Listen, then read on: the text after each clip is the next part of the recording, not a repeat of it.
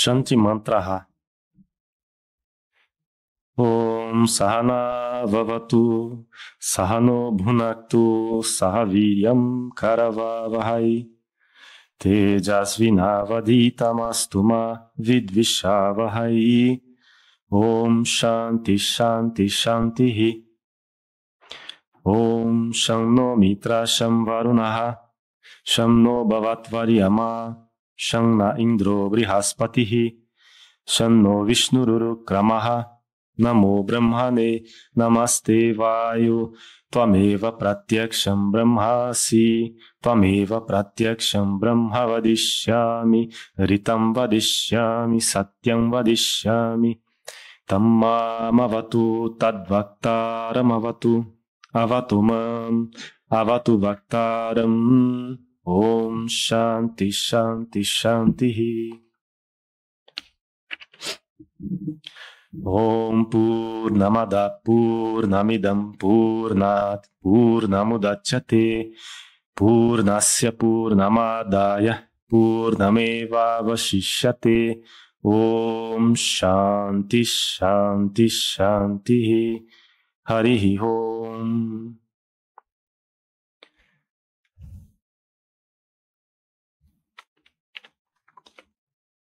Mantras védicos pela paz. Om. Possa o Ser Supremo nos proteger. Possa Ele nos alimentar. Possamos trabalhar juntos com grande energia. Que nosso estudo seja frutífero. Que o amor e a harmonia estejam entre nós. Om, paz, paz, paz. Om. Possa a deidade que preside o dia ser nos propícia. Possa a deidade que preside a noite ser nos propícia. Possam os deuses de força e intelecto ser nos propícios. Que o Senhor onipresente nos seja propício. Adoração a Brahman, adoração ao controlador das atividades. Que Brahma me proteja, que Brahma proteja o Mestre. Om, paz, paz, paz. Om. O Ser Infinito é o Absoluto. Este universo é o Absoluto. O Absoluto originou-se do Absoluto. Nascido do Absoluto, ele permanece sem transformação alguma. Eu sou esse Absoluto. Om, paz, paz, paz. Boa tarde. Boa tarde. Hoje nós vamos falar a respeito do Bhagavad Gita. Bhagavad Gita. O que significa Bhagavad Gita? Bhagavad Gita significa a canção do Senhor. Toda vez que nós ouvimos alguma música que nos agrada, que a gente gosta, essa música geralmente tem um efeito, uma canção tem um efeito de acalmar a nossa mente, de fazer a gente ficar mais feliz, mais calmo. E aqui, essa canção do Senhor é uma canção diferente, porque é a canção da verdade suprema. Então é o Senhor Supremo ensinando a verdade suprema, através de uma canção. Por isso, Bhagavad Gita, Gita é canção. Por que o Senhor é chamado de Bhagavan? A gente sempre fala Bhagavan Shri Krishna, Bhagavan Shri Ramakrishna, Bhagavan Shri Rama. Bhagavan é uma palavra sânscrita que significa uma pessoa que tem qualidades excepcionais. Quais são essas qualidades? São chamados bhagas, 6 bhagas. O que seriam essas qualidades excepcionais? Ele exerce domínio, ele tem poder, ele tem glória, esplendor, sabedoria e desapego. Mas isso não é no nível humano, eles possuem isso num nível superior. Por isso são chamados de Bhagavan. Bhagavan Shri Ramana Maharshi, esses seres. Então por isso é chamado Bhagavad Gita, a canção do Bhagavan Shri Krishna. Shri Krishna é considerado como uma encarnação divina. É a energia divina que desceu à Terra na forma de uma pessoa. Assim como Jesus, assim como Shri Rama, assim como Shri Ramakrishna, ele é considerado uma encarnação divina. O que é uma encarnação divina? Uma encarnação divina é um poder supremo de Deus que vem à Terra de tempos em tempos. No Bhagavad Gita está dito, né, que eu me encarno de tempos em tempos para restabelecer o Dharma. Quando há prevalência de irretidão, eu venho para trazer a retidão. Isso Sri Krishna mesmo mencionou no Bhagavad Gita. Então é a mesma energia que vem como Jesus, a mesma energia que vem como Sri Krishna. Então não é o caso de dizer que um é superior ao outro. Na verdade, é a mesma energia. Então todos os profetas são a mesma energia, que encarna-se de tempos em tempos. O Bhagavad Gita é considerado como sendo a essência dos Upanishads. A gente tem que dar o contexto do que são os Upanishads. O que seriam os Upanishads? Quando a gente fala hinduísmo, hoje, o que significa hinduísmo? Hinduísmo é uma complexidade. Você não consegue entender o hinduísmo apenas lendo um livro, ouvindo uma palestra, porque é uma complexidade que envolve filosofia, envolve a vida social, que envolve tudo engloba o hinduísmo. Mas o hinduísmo, no termo, quando se quer dizer a respeito da religião, da filosofia, ou o que é a meta religiosa, a espiritualidade do hindu vem da onde? Vem dos Upanishads. Os Upanishads são as escrituras principais dos Vedas. E os Vedas são a base do hinduísmo. Então, os Upanishads são as principais escrituras do hinduísmo. E o que ensina os Upanishads? As verdades transcendentais, as verdades metafísicas. Os Upanishads eles são considerados, então, como a essência do hinduísmo. Quando você quer saber o que é o hinduísmo, você busca nos Upanishads. Lá está a essência do hinduísmo. E os Upanishads é o sinônimo de Vedanta. Então, quando nós falamos, nós estamos buscando, seguindo a filosofia Vedanta, essa filosofia vem dos Upanishads. O Bhagavad Gita é considerado como sendo a essência dos Upanishads. Porque no Bhagavad Gita você encontra os conceitos chaves que estão nos Upanishads. Então, se você estudar o Bhagavad Gita, meditar sobre o Bhagavad Gita, entender os versos e se aprofundar no Bhagavad Gita, é um estudo de Vedanta, é um estudo de hinduísmo. Então, por isso que o Bhagavad Gita é tão largamente aceito, largamente estudado por todos os aspirantes espirituais, não apenas da Índia, do mundo.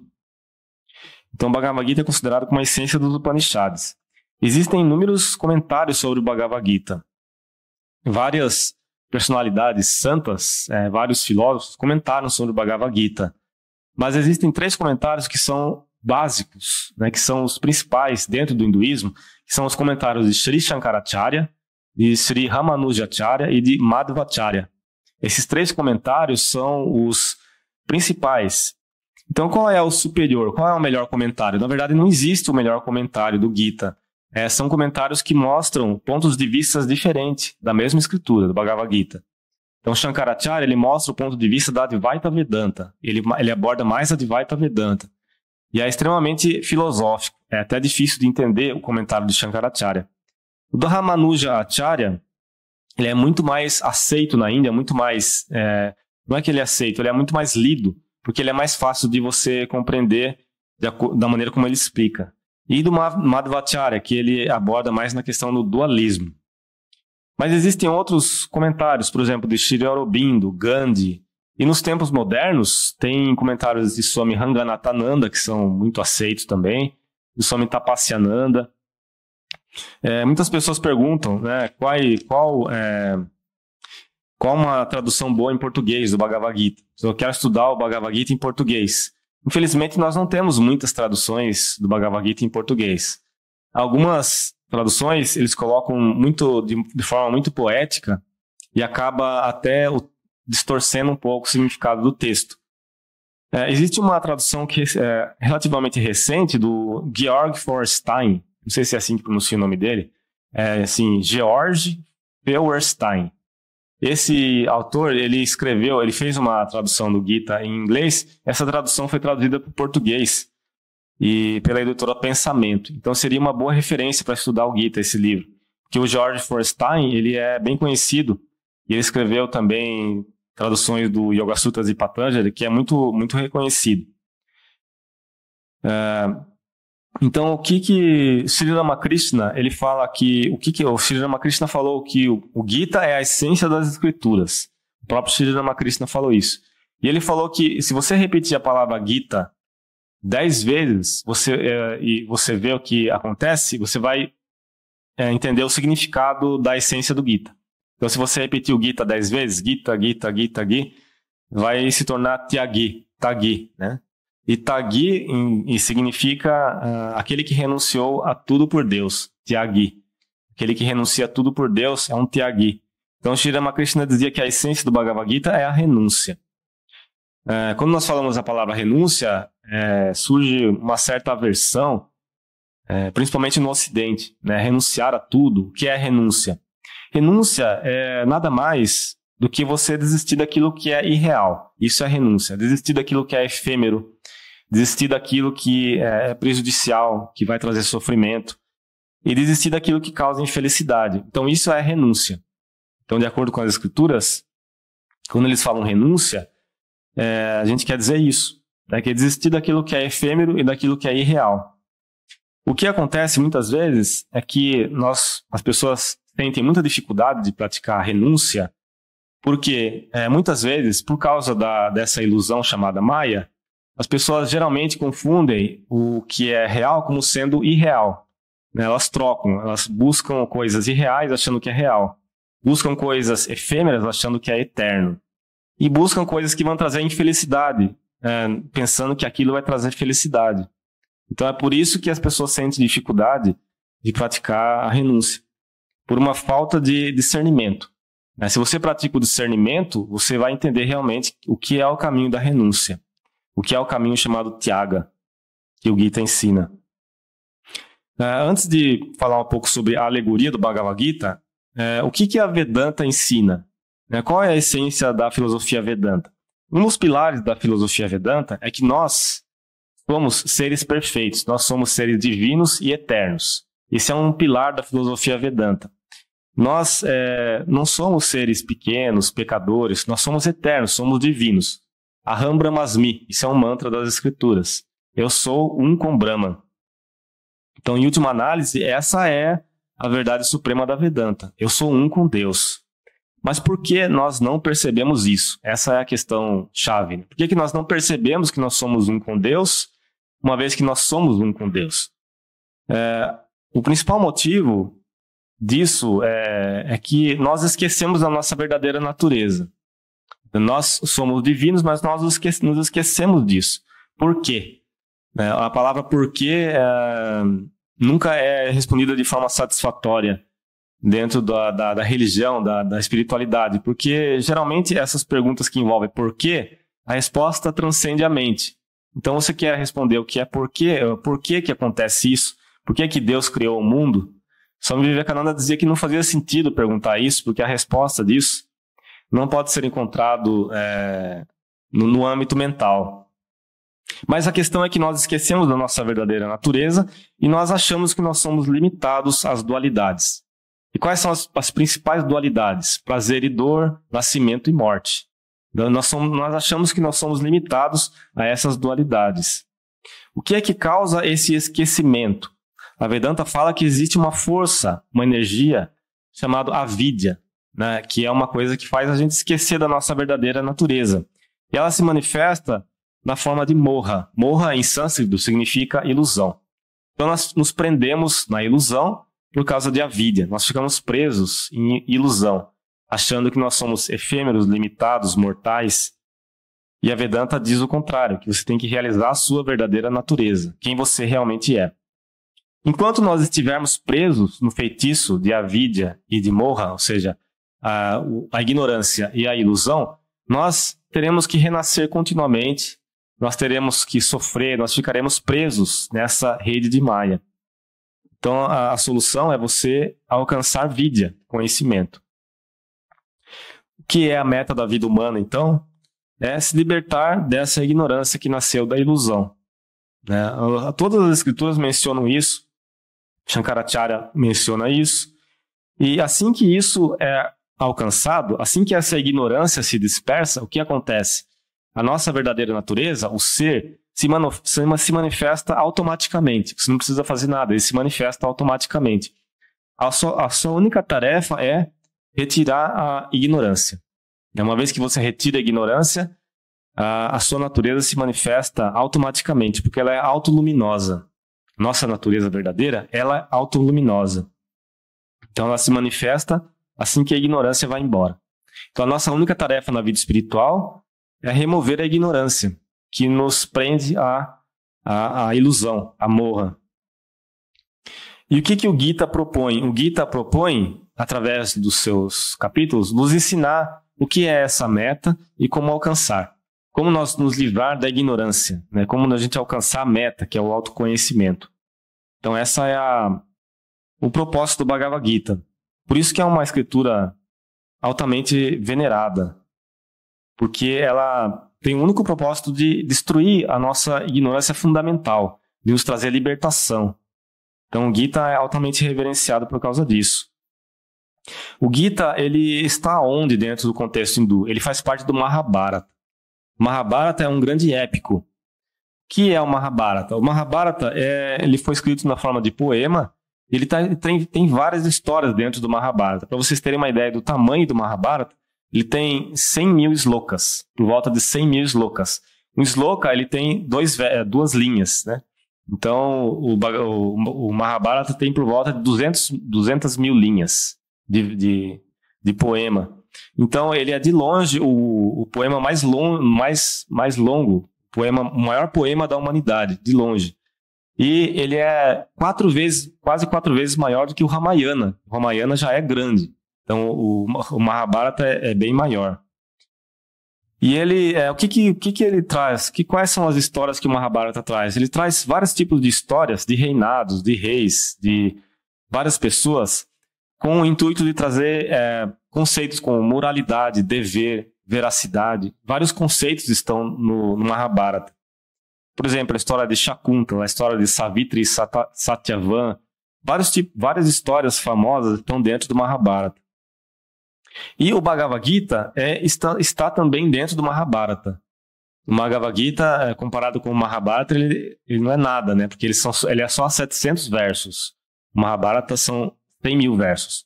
Mas o Bhagavad Gita ele está dentro do Mahabharata.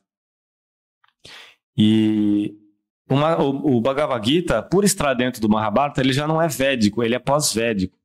Então, embora ele seja a essência dos Upanishads, ele é uma escritura pós-védica, ele não pertence aos Vedas. O Bhagavad Gita, assim como qualquer outra história mitológica da Índia, ou símbolos mitológicos da Índia, podem ser interpretados na forma de alegoria. De que maneira? Que todos eles possuem um significado mais profundo. Se você for buscar os símbolos hindus, as mitologias hindus, todas elas têm um significado mais profundo. Agora, o Bhagavad Gita, ele foi histórico ou é mitologia? Essa é uma outra questão também. Se ele foi histórico ou não. Não há nada provando que ele não é histórico, também não há nada que prova que ele é histórico. Mas, de qualquer maneira, Vivekananda falou que não importa. O que importa é o que ele é, né? Quais são os ensinamentos que ele traz. E a história do Bhagavad Gita também tem a sua alegoria. Qual é a história do Bhagavad Gita? Assim, qual é o contexto do Gita? Antes da gente falar qual é a alegoria do Gita. O contexto do Gita aconteceu da seguinte maneira. Havia 2 irmãos. Um deles era chamado Pandu. O outro era chamado Dhritarashtra. É um nome bem diferente, né? Dhritarashtra. Então, Pandu e Dhritarashtra. Esses 2 irmãos, o Pandu era o mais novo, né? E o mais velho era o Dhritarashtra. O Pandu ele era mais fraco, como fisicamente. E o Dhritarashtra ele era forte, só que ele era cego. Ele era cego de nascença. E Pandu, ele se tornou rei. Ele se tornou rei por muitos anos e ele teve 5 filhos. Esses 5 filhos são os Pandavas. Pandavas significa aqueles que são filhos de Pandu. Então, esses 5 filhos Pandavas, que são os filhos de Pandu, eles eram pessoas muito valorosas, corajosos, verazes. Eles eram espirituais, eles eram símbolos de espiritualidade. Eles eram devotados a Deus. Então, e eram pessoas fortes, né, os Pandavas. Aconteceu que depois de um tempo, o Pandu morreu. O Pandu, que era o rei, ele morreu. E como sucessor imediato do Pandu foi o Dhritarashtra, que era o irmão dele. Então, o Dhritarashtra se tornou rei. O Dhritarashtra, ele teve 100 filhos.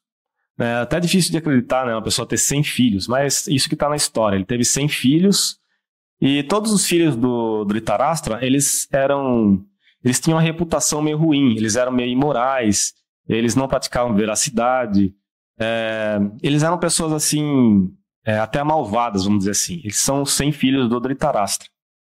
Enquanto os filhos de Pandu eram o contrário, eles eram pessoas valorosas. Aconteceu que o Dhritarashtra ele começou a envelhecer também. Ele era rei, mas ele começou a envelhecer. E começou a surgir a época de ter um sucessor para o reinado. E nessa época, o que aconteceu? O sucessor natural, de acordo com a lei, seria o irmão mais velho das famílias. Então, o irmão mais velho das duas famílias seria, naturalmente, o Yudhishthira, que é o mais velho dos Pandavas. Então, Yudhishthira deveria tomar o lugar do Dhritarashtra. Só que o que aconteceu? O Dhritarashtra, ele passou por cima da lei. Ele disse que um dos meus filhos tem que ser o rei. Então, ele queria que o filho mais velho dele, que é o Duryodhana, se tornasse o rei. O que aconteceu é que houve uma série de discussão entre os Pandavas e os filhos de Dhritarashtra para que isso não acontecesse. E eles não cederam em nenhum momento. E Krishna também intercedeu para ver se isso era resolvido de forma pacífica, mas ninguém quis ceder. Os filhos do Dhritarashtra não quiseram ceder. Finalmente, foi pedido que eles deixassem apenas um pedacinho de terra para os Pandavas, para que eles pudessem viver, para que eles pudessem ter a existência deles. Mas aí os Kauravas, né, os filhos do Dhritarashtra, disseram, né, isso está no Mahabharata, que nós não vamos ceder um tamanho de terra nem do tamanho da ponta de uma agulha. Então isso está no Mahabharata. Então eles não queriam ceder nada, eles queriam deixar os Pandavas sem nada. Aí por isso que depois que houve várias tratativas e não houve nenhum tipo de acordo, surgiu a guerra, surgiu a necessidade de ter essa guerra. Surgiu a necessidade dos Pandavas irem em busca da justiça, né? Porque senão o mal dominaria. Os filhos do Dhritarashtra eram maus, eram malvados. E se os Pandavas não fizessem nada, além de toda a população ficar dizimada, sem terra, o mal iria prevalecer. Então esse foi o contexto de por que ocorreu essa guerra, né, do Bhagavad Gita, que aconteceu o Bhagavad Gita. Então, quando começou essa guerra, ela durou 18 dias. E foram 18 dias terríveis. Mas no final, aconteceu que os Pandavas venceram. Os Pandavas venceram a guerra, e essa guerra ela aconteceu num lugar chamado Kurukshetra. Kurukshetra, traduzindo, é o campo da retidão. Então o nome do lugar é Kurukshetra. E os Pandavas venceram. Depois disso, os Pandavas governaram por 32 anos e a história continuou do Mahabharata, que é uma história grande.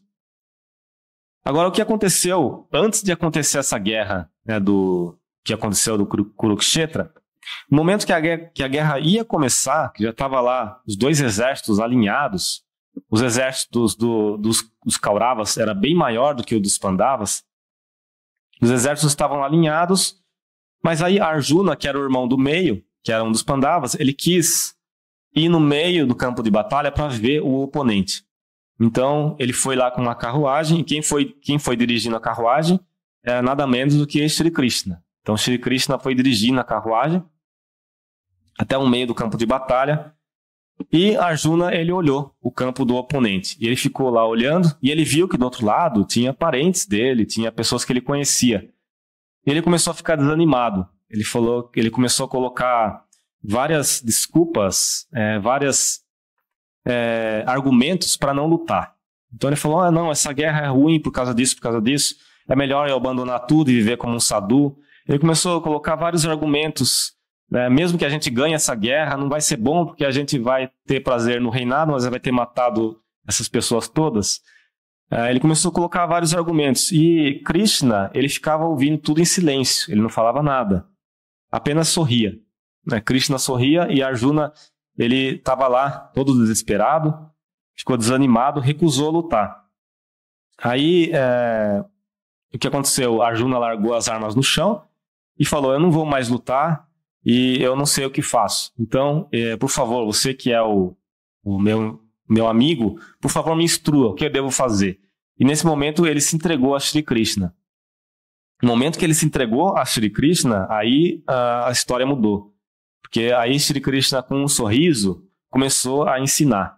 Antes que Arjuna se entregasse, como pedindo realmente instrução, Krishna ficou silencioso, mas no momento que ele se entregou, Krishna começou a falar. E o que Krishna falou é o que está no Bhagavad Gita. O que está no Bhagavad Gita, que a gente lê no Gita, é o que Krishna falou para Arjuna no meio do campo de batalha, antes de começar a guerra. Como é que as falas de Shri Krishna foi anotadas? Será que alguém anotou isso? Será que Arjuna anotou no folha de papel? Ou ele falou depois da memória dele? Na verdade, tem um contexto aí. Longe da guerra, o Dhritarashtra, quer dizer, não longe não, perto de onde estava ali acontecendo a guerra, o Dhritarashtra, que era o pai dos 100 Kauravas, ele estava lá no reinado e havia o Sanjaya. Sanjaya era um vidente, era um místico. E ele conseguia ver as coisas à distância. Então, o Sanjaya, ele tinha essa como é clarividência, né? Que a pessoa consegue ver as coisas à distância. Sanjaya estava vendo o que estava acontecendo ali na guerra e ele estava reportando aquilo para Dhritarashtra.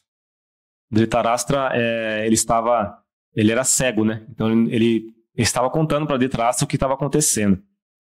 E tudo que ele estava contando, Vyasa estava anotando. Então quem anotou o Gita foi Vyasa.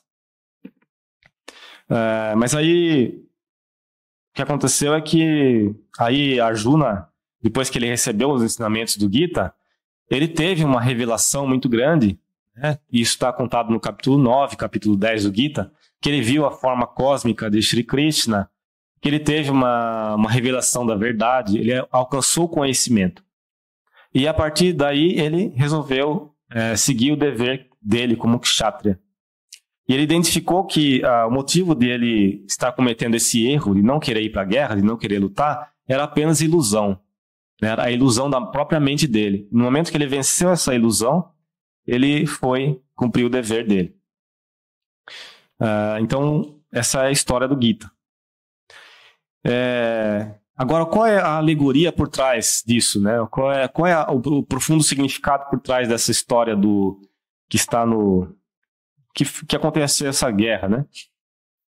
Primeiro, o Pandu e o Dhritarashtra, né, que eu falei. Pandu e Dhritarashtra, dois irmãos. O que eles simbolizam? Eles simbolizam as boas e as más tendências da humanidade. Né? Pandu simboliza as boas tendências e Dhritarashtra simboliza as más tendências que governam a humanidade. O Dhritarashtra, ele era cego. O que isso simboliza? Simboliza que ele era a personificação do ego imaturo. Né? O que é um ego imaturo? O ego imaturo é aquilo que nos cega, aquilo que nos aprisiona. Então, ele era a personificação do ego imaturo. E por que o Dhritarashtra ele tinha 100 filhos? Os 100 filhos simboliza os nossos inúmeros desejos e más tendências. Nós temos inúmeros desejos e más tendências. E esses 100 filhos do Dhritarashtra simbolizam isso. O que Pandu representa? Pandu representa as inclinações boas e espirituais. Agora, Pandu ele tinha apenas 5 filhos, né, os Pandavas. Isso simboliza também que, no começo da vida espiritual, as más tendências são muito maiores do que as boas tendências. Sempre existe as más tendências prevalecem.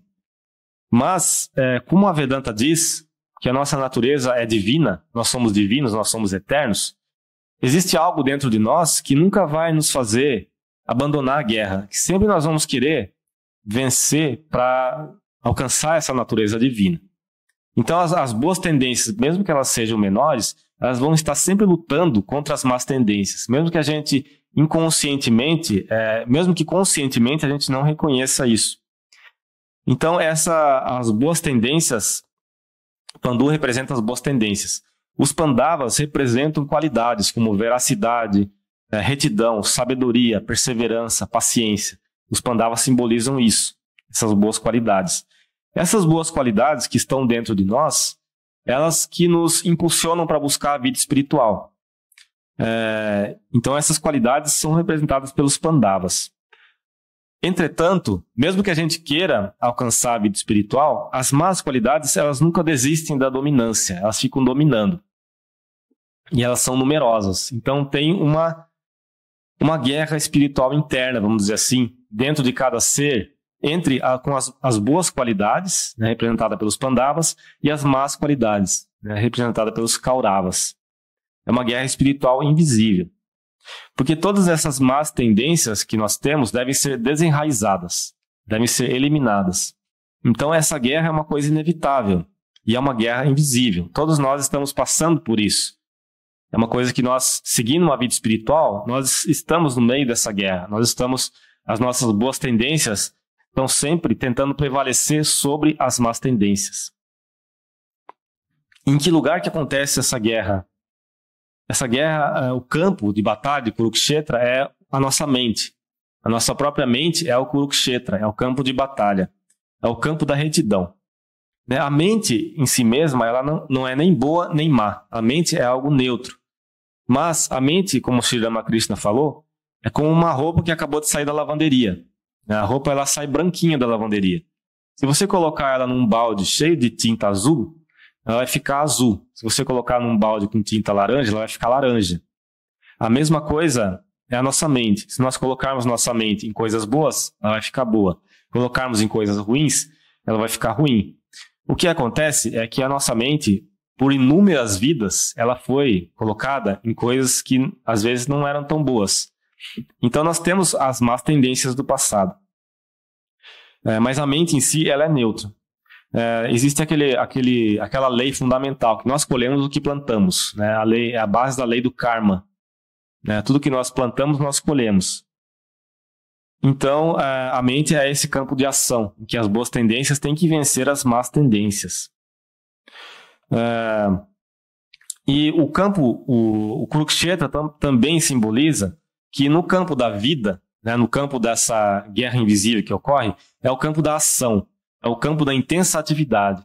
Então tem até um simbolismo muito forte na guerra do Bhagavad Gita ser proferido no meio de um campo de batalha, né? Porque o campo de batalha é um lugar de intensa atividade. Né? Existe algum lugar que tenha mais atividade do que um campo de batalha? Eu acho que não. Então ali simboliza um lugar de intensa atividade. Isso significa que a nossa vida também é um campo de atividade, e não apenas intenção. Né? A mente ela é um campo onde deve ser feito ação e não apenas intenção. Nós não podemos viver apenas de intenções, nós temos que agir. Então, yoga é a ação. Nós temos que agir para desenraizar essas más tendências, que são a lei da vida. Existe uma lei espiritual que é chamada Ritam. Né? Isso é uma lei que está mencionada nas Escrituras. Que existe um sacrifício cósmico ocorrendo e nós fazemos parte desse sacrifício. É um sacrifício que nunca para. Ele sempre está ocorrendo e ele acontece a nível cósmico, em tudo que existe na natureza e na nossa própria vida pessoal também. Quando nós deixamos a nossa vida ser regida pelo egoísmo, nós vamos contra esse sacrifício cósmico. Então, por isso, nós sofremos. Quando nós praticamos o inegoísmo, nós seguimos esse sacrifício cósmico e por isso nós estamos caminhando em direção a Deus, em direção à paz, em direção à sabedoria. Então, o Gita é esse campo da ação e não da intenção. Isso é uma alegoria por trás do campo de batalha. E o Arjuna, além de representar uma das qualidades espirituais, ele representa também a humanidade, ele representa nós. Nós estamos ali, igual a Arjuna, né, no campo de batalha. Então, o dilema de Arjuna é esse. O dilema é que as pessoas queridas iam ser destruídas e ele não queria lutar. Então ele coloca diversos tipos de argumentos contra destruir o inimigo. E para isso ele racionaliza, ele começa a colocar vários tipos de racionalizações, argumentos, para dizer que a guerra ali não faria sentido. E é exatamente o que nós fazemos, né, quando nós fugimos dessa busca espiritual, de desenraizar as más tendências. Muitas vezes nós racionalizamos, nós colocamos desculpa para não tirar as más tendências de nós. Então nós colocamos vários tipos de desculpa, fazemos racionalizações, pintando coisas ruins como se fossem boas. Então é exatamente o que Arjuna fez, ele racionalizou. Então, em um momento que ele estava racionalizando, Krishna não fazia nada, ele apenas sorria. Ele não fazia nada. Mas Krishna era o condutor da carruagem. O que é o simbolismo de Shri Krishna? Que é o personagem central do Bhagavad Gita. O simbolismo do Shri Krishna é o guia espiritual, né? O guru interno. Shri Krishna é o guru interno. Além da encarnação divina, né, que ele representa, ele também é o guru interno. O que Shri Krishna faz por nós, então? Ele é o que nos dá a graça divina. No momento que nós estamos tentando vencer as más tendências, é Shri Krishna que vai nos dar o suporte. É ele que vai nos conduzir, é ele que vai nos levar. Ele está conduzindo a carruagem, então é ele que vai nos levar também. Ele que vai nos dar o conhecimento. É pela graça desse guru interno que nós conseguimos vencer as más qualidades. Sem essa graça interna é impossível. É impossível você vencer as suas más qualidades apenas pela sua própria vontade. É necessário uma força superior. Essa força superior é simbolizada no Bhagavad Gita por Shri Krishna. Nós podemos imaginar então que se Arjuna estivesse ali sem Shri Krishna, ele não conseguiria vencer, ele não conseguiria fazer o que ele fez. O que seria de Arjuna sem Shri Krishna? Não seria nada. Ele simplesmente iria para o meio do campo de batalha, largaria as armas e os Kauravas venceriam. Não aconteceria nada. Mas Shri Krishna, como guru interno, ele levantou Arjuna. Então, esse guru interno é o nosso guru interno também. É o nosso guia espiritual interno. E quando Arjuna reconheceu o seu erro, ele se entregou a Shri Krishna, e Shri Krishna ele trouxe a mensagem do Bhagavad Gita. Então, o que essa autoentrega de Arjuna mostra também é que para qualquer progresso espiritual, a autoentrega é necessária. Enquanto você não se entrega, você não consegue sentir realmente os benefícios da graça espiritual. E Shri Krishna, então, ele começa a ensinar para Arjuna os vários caminhos em direção à verdade, os vários caminhos para a busca espiritual. E no final do Bhagavad Gita, Shri Krishna pergunta para Arjuna se ele ainda tinha dúvida. E Arjuna falou, não, e tem um verso lá que fala, não, agora eu reconquistei a minha memória. Todas as minhas dúvidas se foram. Então, que Arjuna falou. Quando ele fala, eu reconquistei a minha memória, Sri Shankaracharya fala que ele reconquistou a memória de quem ele era, né? que ele era um com o Ser Supremo. Então, isso que é o significado desse verso. Qual é a mensagem central do Bhagavad Gita? Em apenas 2 frases. A mensagem central do Bhagavad Gita é realizar o divino dentro de nós mesmos. Essa é a mensagem central.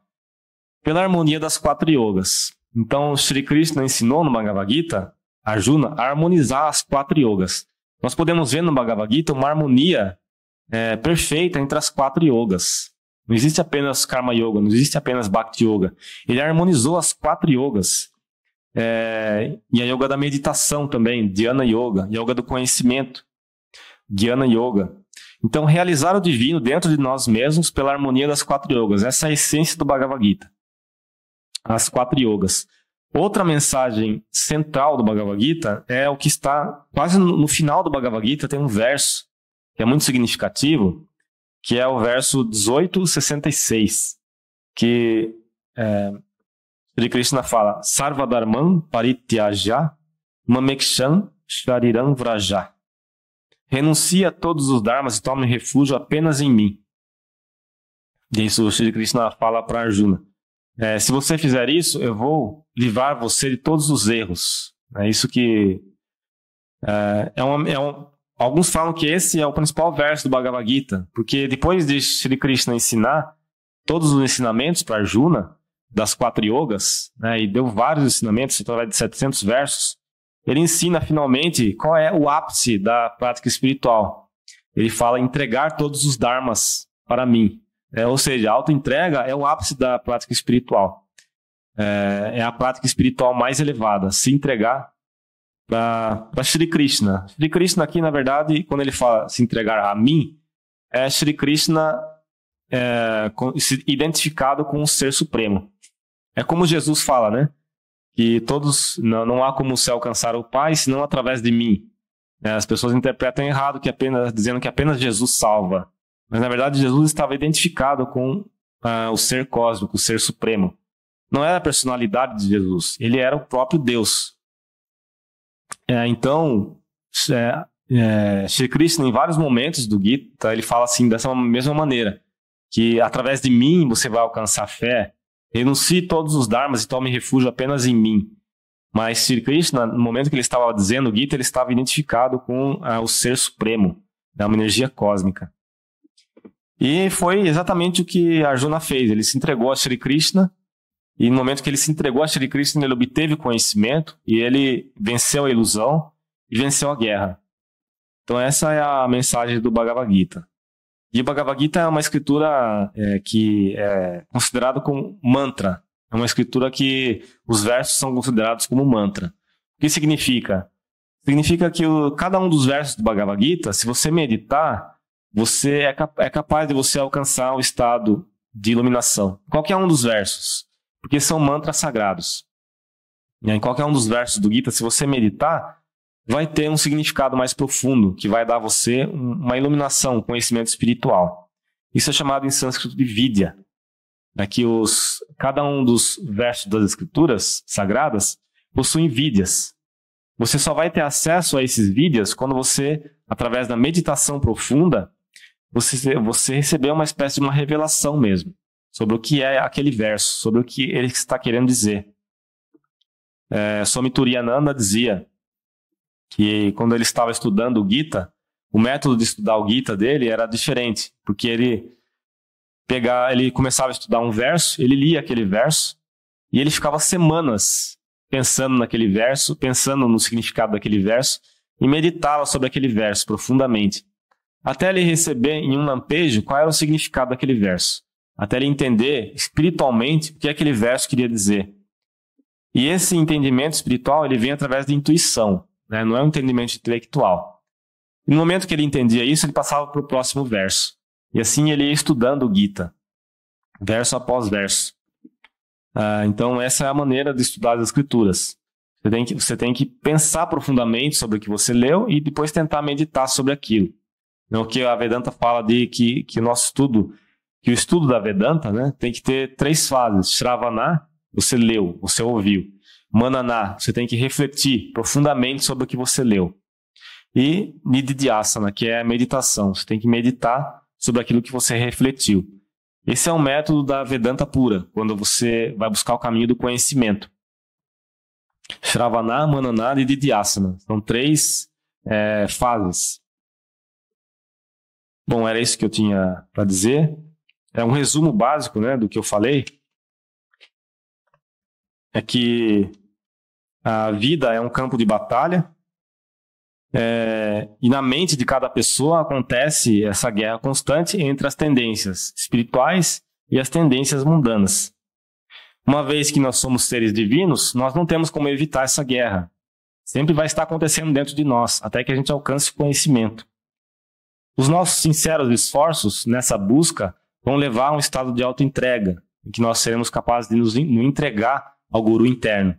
E quando isso acontecer, nós receberemos a graça divina. E a graça divina é a que vai nos libertar. É essa graça divina que traz a visão da verdade e a bem-aventurança. Então esse é um resumo do que nós falamos hoje. Namastê, boa noite.